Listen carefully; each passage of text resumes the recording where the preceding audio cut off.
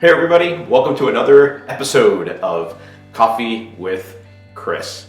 Well, I remember out of high school, went off to college, and things didn't work out too well for me, and I ended up working as a union electrician for a number of years before I went back to college. I remember first time I got assigned to a construction site.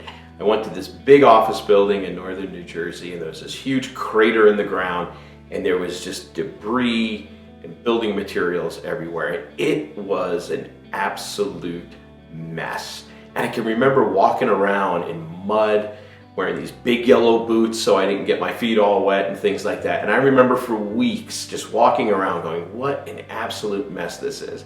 And then I went to my general foreman's office. I was an apprentice. I was getting coffee for all the guys on the crew.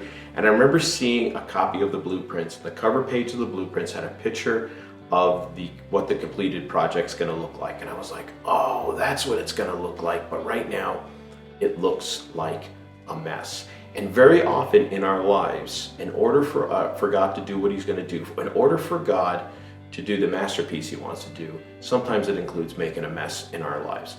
And there's a verse out of Proverbs chapter 14, verses 4. It says, where there is no oxen, the manger is clean, but abundance of crops come from the strength of the ox. And what we need to understand is our spiritual development most of the time happens in relational situations with other people. Believe it or not, you don't get a lot of spiritual formation hanging out with your dog, okay? As nice as that must be, we need our spiritual formation to happen with the way when we relate with other people.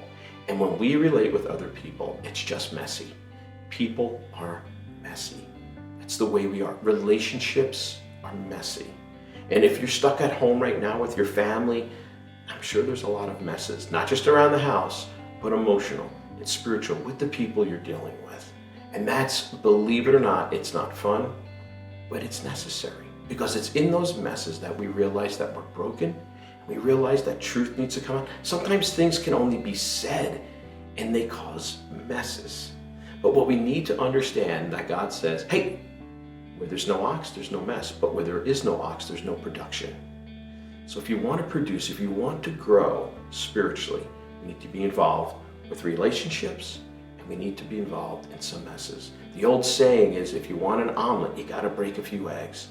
And if you want God's perfect will brought out in your life, if you want to reach spiritual maturity, you realize you need to be in relationships with people, and that includes messy ones. So if you're in a situation in your home right now, things are a little crazy, people are getting on each other's nerves, you're tired of being just inside or stuck together, just hang in there, because God's doing something really cool in those messes.